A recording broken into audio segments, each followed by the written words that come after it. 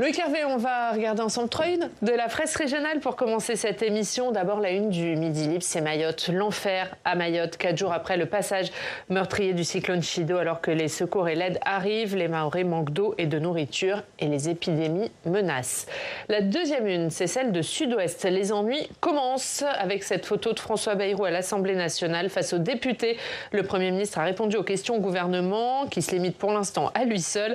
Il a dû faire face aux interventions incisives des élus. Et puis la troisième une, c'est celle de l'Est républicain sur les ZFE, les zones à faible émission. C'est presque parti pour la ZFE à partir du 1er janvier 2025.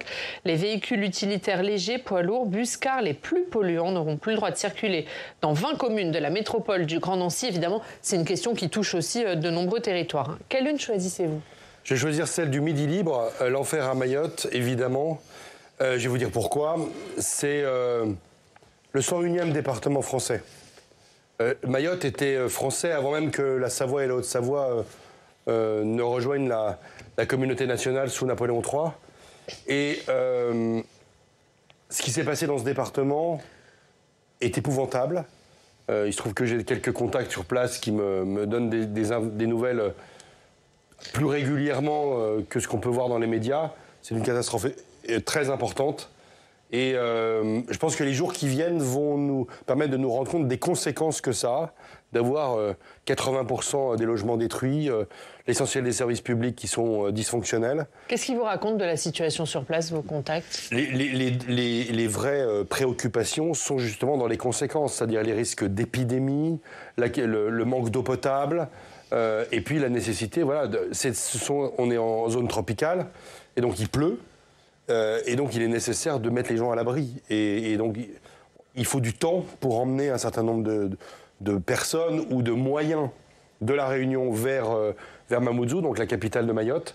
Et donc, c'est une préoccupation très importante. Donc, je comprends à cet égard, évidemment, l'émotion, mais qui ne va être que croissante, puisqu'on va rentrer dans l'après-ouragan et dans les conséquences et dans la nécessité de reconstruction. Donc, le Premier ministre a annoncé à l'Assemblée nationale notamment la nécessité de reconstruire très vite. Mais c'est très vite, c'est très vite en réalité qu'il faut... Il a lancé un appel à projet, il a nommé un délégué interministériel. Est-ce que pour vous, cette crise est bien gérée par l'État ? Elle est gérée avec, entre guillemets, les moyens qui sont les nôtres dans l'océan Indien, avec des moyens qui sont à La Réunion, je le disais, mais sans doute la nécessité aussi, et je crois que c'est un des sujets qu'il faut qu'on aborde, de la solidarité internationale.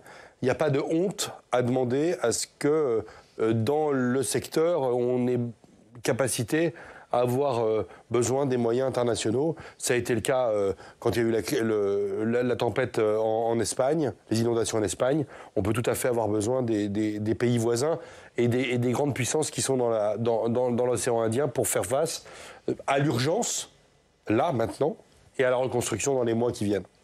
Pendant la réunion de crise, lundi soir, François Bayrou était au conseil municipal de Pau. Il a fait cette réunion en visio. Est-ce que pour vous, c'est une faute politique de se rendre à Pau dans un avion de la République française en pleine crise à Mayotte ? Alors j'entends la polémique, évidemment.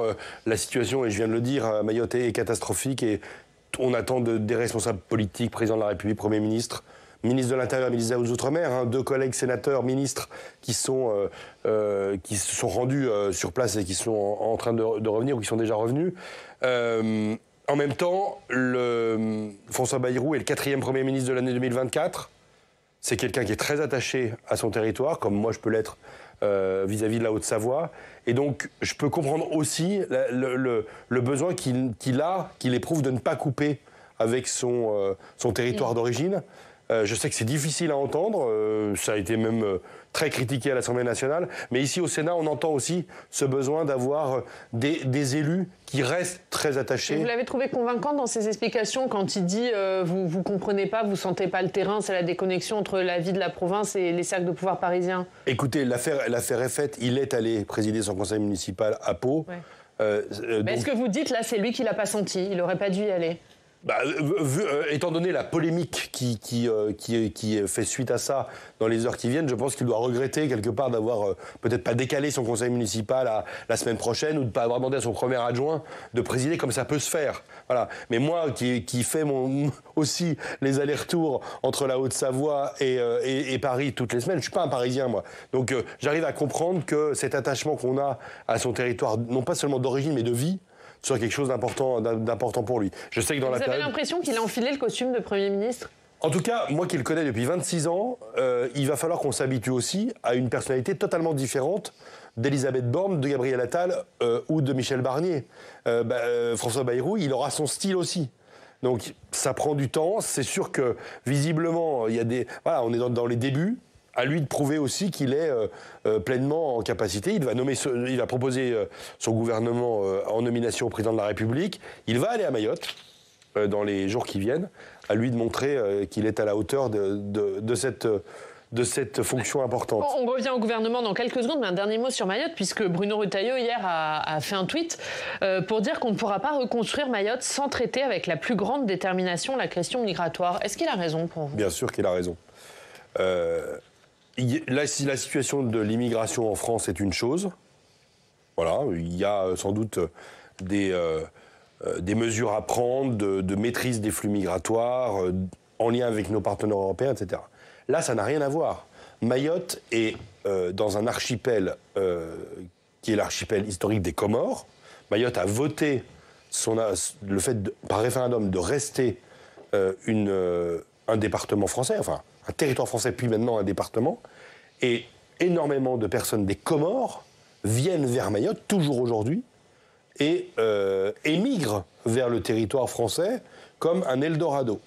C'est une situation qui crée des difficultés considérables en termes de démographie, en termes de pauvreté, en termes de cohésion sociale.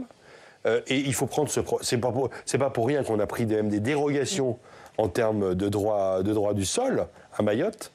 Mais on a un même problème en Guyane. Hein. Donc il faut vraiment traiter ce problème avec humanisme, c'est évident, mais avec pragmatisme, parce que la réalité mahoraise est une réalité. Vous savez qu'à Mayotte, les scores de Marine Le Pen ont été très élevés.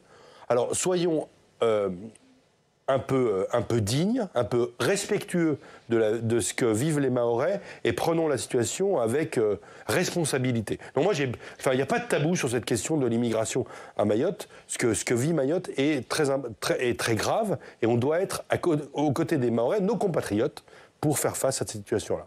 On va parler justement de la formation du gouvernement. François Bayrou, qui a commencé ses consultations, l'indique. Il les poursuit aujourd'hui. L'objectif, c'est de trouver un accord de non-censure. C'est pas gagné si on écoute la présidente du groupe écologiste à l'Assemblée nationale, Cyrielle Châtelain, hier à la sortie de sa réunion avec le Premier ministre.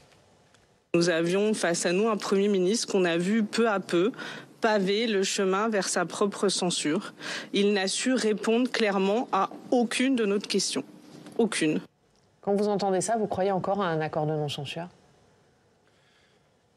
Je crois que c'est la responsabilité des parlementaires dans ce pays. Nous sommes une démocratie parlementaire. Et c'est au Parlement, et en particulier à nos collègues députés, de construire les voies et moyens de donner un budget au pays, de donner un budget de la sécurité sociale au pays, et d'avoir une stabilité gouvernementale. Et cette espèce de partie de balle-trappe, où chacun y va de sa ligne rouge, chacun y va de son piège vis-à-vis de l'exécutif naissant, qui est celui conduit par François Bayrou, je trouve ça irresponsable. Et je le dis en homme du centre-droit, c'est-à-dire comme quelqu'un qui croit vraiment à la possibilité, même temporairement, de transgresser ou de passer outre certains clivages. Je crois que c'est... Michel Barnier essaye de le construire. On sait ce que c'est devenu, malheureusement, puisque c'était censuré par les mêmes personnes qui se plaignent de la situation.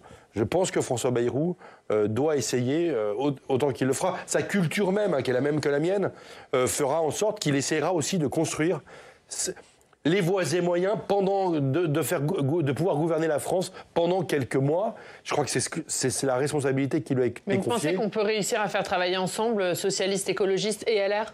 Mais c'est pas où les lignes rouges sont trop antagonistes. On doit le faire dans l'intérêt du pays.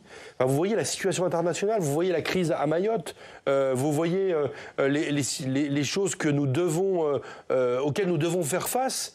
La responsabilité des élus politiques, c'est de s'entendre, de mettre leurs querelles de côté. Nous avons un nouveau Premier ministre depuis maintenant quelques jours.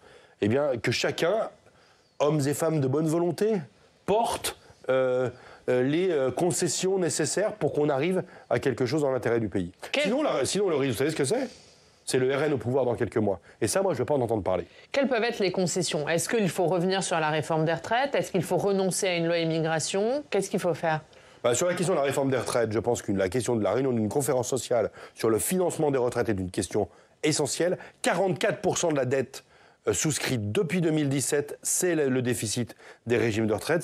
C'est plus de 300 milliards d'euros, c'est considérable. Donc on a toujours, malgré la réforme, une question de financement des retraites. Et sur les questions migratoires, voilà, faut arrêter d'aborder ce sujet comme une espèce de tabou. On a le droit, au Parlement français, à l'Assemblée et au Sénat, d'aborder les sujets d'immigration et de démographie, notamment dans le domaine de la vie et de la société, y compris dans le domaine du travail. C'est pas interdit d'aborder ces sujets-là. On l'a fait au Sénat avec responsabilité. Faisons-le calmement et sans acrimonie.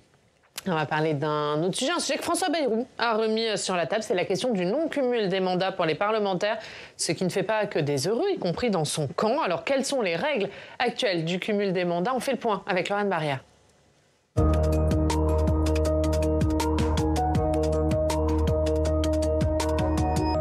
Bonjour Lorraine. Bonjour Ariane, bonjour sénateur. Bonjour.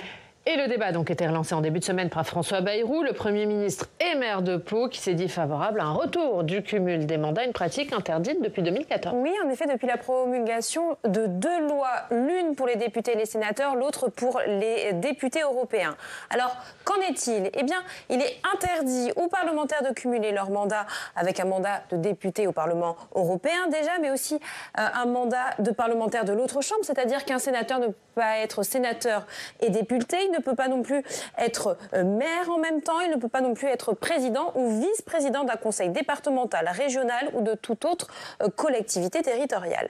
Le cumul des mandats est aussi limité numériquement, c'est-à-dire qu'un député peut être conseiller départemental, mais un député ne peut pas être conseiller départemental et conseiller régional, pas plus d'un mandat. Enfin, le parlementaire ne peut pas exercer certaines fonctions, à savoir être membre du gouvernement ou encore membre, par exemple, du Conseil constitutionnel. En cas de cumul, c'est le dernier mandat qui subsiste.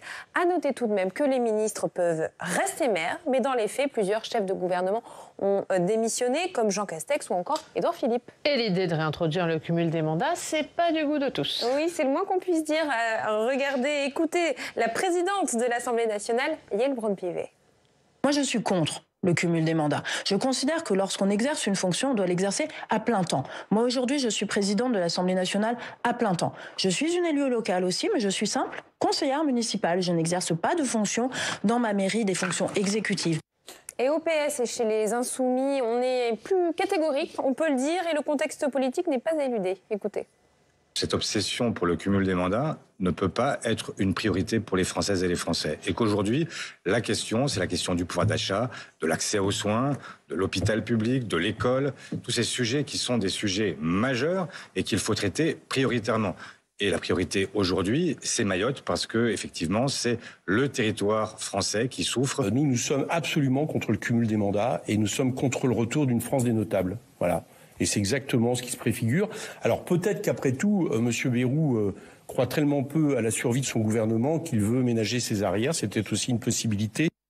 Alors, bonne ou mauvaise idée, ce retour du cumul des mandats? Ce que je peux vous dire, Oriane, c'est qu'en mai dernier, dans le rapport sur la décentralisation commandé par Emmanuel Macron et rédigé par le député Éric Woerth, il préconisait le retour du cumul des mandats. Je cite, « Il n'y a pas d'un côté les collectivités qui se gèrent et de l'autre les députés et les sénateurs qui votent la loi ». Le débat avait donc été relancé une énième fois et la proposition saluée par Édouard Philippe, par le parti Horizon et aussi par le macroniste Carl Olive. Du côté du MoDem, parti présidé par François Bayrou, je le rappelle, il y a des dissidences, des pour, plutôt les maires des petites communes, et des contre, des très contre même, pour qui le cumul relève du clientélisme et qui considèrent impossible de faire les deux correctement en même temps. Loïc Hervé, sénateur, réintroduire le cumul des mandats, bonne ou mauvaise idée ? Les conséquences de la fin du cumul des mandats et de la suppression de la réserve parlementaire, pour nous, parlementaires, j'ai été un sénateur maire et un sénateur président d'intercommunalité pendant 3 ans. Ça a eu pour conséquence d'éloigner encore plus les législateurs des réalités locales. Je m'explique. Vous avez 925 parlementaires, aujourd'hui en France, il n'y a plus aucun maire. Donc ça veut dire que je prends l'interdiction dans l'autre sens. Vous interdisez à des parlementaires d'exercer des fonctions exécutives locales. Donc vous leur interdisez quelque part d'avoir une proximité réelle de ce qui se vit sur le terrain. Je suis conseiller municipal de ma commune et le non-cumul des mandats me permet de consacrer l'essentiel de mon temps à ma fonction de parlementaire, de sénateur, de vice-président du Sénat. Ça, c'est un fait. Mais j'ai été maire, donc j'ai encore cette culture-là. Demain, si vous avez un Parlement où il n'y a plus aucun élu qui aura eu cette connaissance réelle, vous savez, le président du Sénat, il parle des maires qui sont à portée d'engueulade. Cette nécessité-là, vous êtes plus facilement proche des Français par nécessité, parce que vous êtes tenu par un mandat local, que par effort, parce que vous vous dites « je suis sénateur et je vais au contact, je vais sur le marché, etc. » Donc moi, je crois qu'il y a nécessité de revoir cette question-là. Et puis il y a un dernier point que je voudrais aborder qui est très important, c'est que ça nous a coupé de l'État local. C'est-à-dire qu'aujourd'hui, les préfets ont du mal avec les fonctions des parlementaires, les députés, les sénateurs. Autrefois, c'était des élus locaux qui étaient aussi au Parlement.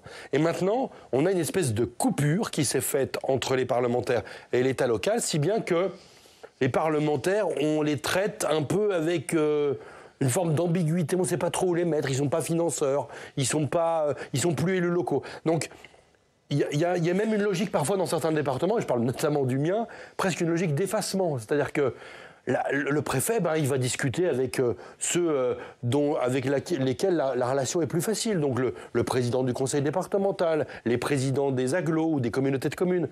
Donc on a une vraie difficulté pour l'exercice local du mandat parlementaire. Et ça, c'est très grave pour la démocratie. Donc moi, je pense que ce débat est nécessaire.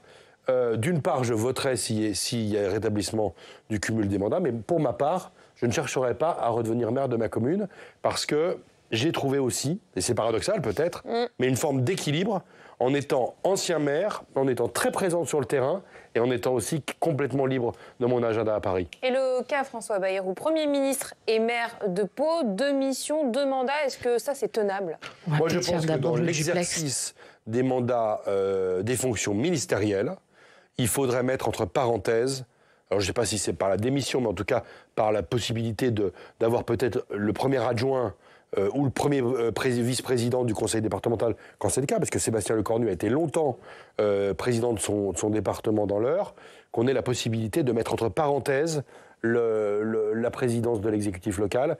Vous voyez la situation que nous connaissons, Mayotte en particulier, mais la situation politique en général, fait que je pense que le Premier ministre ou les ministres doivent être à temps complet à Paris. Nous avons, à Paris, ou dans leurs fonctions ministérielles, à Paris et dans le pays. Mais cette possibilité qu'existe au Parlement de retrouver ensuite ces fonctions me paraissent tout à fait opportunes. Et l'interdiction n'existe pas. Elle avait été votée dans une loi, proposition de loi ou projet de loi à l'Assemblée nationale en 2017. Je pense qu'une mise en parenthèse des mandats locaux des ministres et du Premier ministre serait tout à fait intelligente. Et à ceux qui dénoncent un sens des priorités erroné de la part de François Bayrou, avec ce débat relancé sur le non-cumul des mandats, qu'est-ce que vous leur répondez ? Je redis que Michel Barnier et François Bayrou sont l'un un Savoyard, l'autre Béarnais, que la force de et je le dis parce que je suis moi-même un montagnard et un Haut-Savoyard, que l'attachement du Premier ministre à son territoire d'origine, à son territoire de vie, là où vit sa famille, c'est fondamental pour la République. La République ne se limite pas à 4 ou 5 arrondissements à Paris. Malgré la crise à Mayotte, donc ? D'autant plus, le lien que vous avez avec votre territoire. Je sais que Michel Barnier a fait beaucoup de déplacements dans le pays. J'imagine que François Bayrou en fera tout autant. Le lien avec le pays, je vous le redis, c'est fondamental. Je le dis en tant que sénateur. À force de croire qu'il n'y a que le quadrilatère doré à Paris, là où sont l'essentiel des pouvoirs de la République, c'est une illusion qui nous met dans le mur. Et quelque part, le cumul des mandats, l'interdiction du cumul des mandats n'a fait qu'accroître cette déconnexion. Et je vous le dis, je sais que c'est compliqué de le dire, mais j'y crois vraiment. La France n'est pas un pays fédéral, la France est un pays unitaire. Donc dans le cas d'un pays unitaire, vous avez intérêt à garantir l'ancrage local des dirigeants de ce pays, faute de quoi on ira encore... Donc une priorité pour vous ? finalement, cette annonce? C'est dans la période où nous allons revoir la question de l'organisation des pouvoirs, une question qui doit être débattue à nouveau. Merci Lorraine, à tout à l'heure. À tout à l'heure. On va dire un petit mot juste sur la loi spéciale, puisque vous allez l'examiner cet après-midi. Et même la voter. A priori, la voter. Le suspense est assez mince. Juste, il y a un petit débat lancé par la gauche sur le fait qu'il aurait fallu que l'indexation du barème de l'impôt sur le revenu figure dans cette loi. Vous comprenez leurs arguments ? Oui, enfin, si on en est dans la situation dans laquelle on est, c'est aussi de leur faute. Le PLFSS aurait pu être voté, il avait été voté, il avait fait l'objet d'un compromis en commission mixte paritaire, ce qui n'était pas arrivé depuis plusieurs dizaines d'années, et on aurait pu avoir le vote du PLFSS et le vote du projet de loi de finances. Donc bon, voilà, toujours pareil d'avoir ce paradoxe. En tout état de cause, votons cette loi spéciale, reprenons vite les débats budgétaires, si possible là où nous les avons laissés, et voyons, le cas échéant, avec une loi, un projet de loi rectificatif dans l'année 2025, les modifications qui doivent intervenir. C'est vrai que c'est fâcheux d'avoir un certain nombre de foyers qui vont se trouver imposables ou qui verront leur imposition augmenter au moment où on parle de pouvoir d'achat. Donc il y a un paradoxe à régler. C'est le rôle des parlementaires de trouver à le faire, mais ce n'est pas possible de le faire dans le cadre de la loi spéciale. Le Conseil d'État y est opposé et les présidents de chambre, à l'Assemblée nationale comme au Sénat, ont déclaré ces amendements irrecevables. C'est la responsabilité de Mme Braun-Pivet et du président Larcher d'avoir déclaré ces amendements irrecevables. Et donc nous aurons le débat en 2025. Les censeurs en ont décidé ainsi. Allez, on va, pour terminer, sur votre territoire. On va à Annecy. On retrouve Julien Estrangin. Bonjour, merci beaucoup d'être avec nous, Julien, directeur des éditions du Dauphiné Libéré en Savoie et en Haute-Savoie. Julien, on va parler avec vous du tunnel du Mont-Blanc. Oui, le tunnel du Mont-Blanc qui a rouvert lundi après 105 jours de travaux pour refaire la voûte. C'est un axe majeur de la circulation avec l'Italie. Est-ce que vous pensez, Loïc Hervé, bonjour, que ce genre d'équipement est toujours adapté à nos besoins, à la fois en termes de communication avec l'Italie et puis évidemment avec toutes les questions d'environnement et de pollution que ça recouvre dans la vallée de l'Arve que vous connaissez parfaitement bien? Bonjour Julien Estrangin. Question importante. On mesure l'importance du tunnel du Mont-Blanc quand il est fermé. C'est-à-dire que nos liens avec nos frères italiens et valdôtains est interrompu. Et comme vous savez que j'habite dans la vallée de l'Arve et que c'est une terre d'immigration italienne et que nos liens sont très importants, je disais même fraternels avec nos voisins, quand le tunnel est fermé, c'est un drame pour une partie ou si ce n'est toute la Haute-Savoie. Donc oui, c'est une infrastructure importante, insuffisante, et c'est la raison pour laquelle je suis un défenseur depuis toujours du Lyon-Turin, puisqu'il faut absolument que pour le fret comme pour les passagers, nous ayons des liens beaucoup plus importants au travers des Alpes pour relier des régions qui sont très proches culturellement, mais qui sont surtout très proches économiquement, puisque vous avez de part et d'autre du massif du Mont-Blanc, de la chaîne des Alpes, des économies, et des économies industrielles en particulier, qui sont très importantes, donc, et qui sont très liées en fait avec nos voisins italiens. Donc, ce sont des infrastructures qu'il faut évidemment entretenir, mettre aux normes, parce qu'évidemment, suite au drame du tunnel du Mont-Blanc, il est nécessaire qu'on ait régulièrement des travaux de maintenance qui soient faits, mais il faut vraiment que l'infrastructure plus au sud, qui est celle du Lyon-Turin, puisse se construire. Et puis vous savez qu'il y a aussi le Lyon-Turin qui est le tube principal, mais aussi à l'ouest et à l'est, en France et en Italie, la possibilité de raccorder les voies ferrées vers le Lyon-Turin, qui sont des travaux importants et des décisions très importantes ont été prises ces derniers mois pour que les accès au Lyon-Turin soient réalisés rapidement. Et je me réjouis que des engagements puissent être faits. Vous savez, quand on parle de dette et de finances publiques, moi, ça ne me choque pas du tout qu'on fasse de la dette publique pour financer des grands investissements européens. C'est le plus grand chantier à l'échelle européenne actuellement en cours. Et donc, moi, je suis très fier que les territoires de Savoie aient cette connexion nouvelle avec l'Italie qui se fasse et qui soit actuellement en cours de travaux. Merci Julien Estrangin, merci beaucoup d'avoir été avec nous. On regarde la une du Dauphiné dans son édition d'Annecy, la vôtre. Loïc Hervé, Grotte Chauvet, il y a 30 ans, la découverte d'un trésor en Ardèche. Merci beaucoup Julien Estrangin et merci beaucoup Loïc Hervé. Merci. Bonne fête. Merci d'avoir été avec nous dans 20 minutes. Et bonne fête à vos téléspectateurs de Public Sénat. Également, dans 20 minutes dans le club, on parlera des premiers pas de François Bayrou au Parlement et on reviendra sur la situation à Mayotte. On va y en parler tout de suite avec notre invitée, la secrétaire nationale des écologistes, Marine Tondelier, nous rejoint.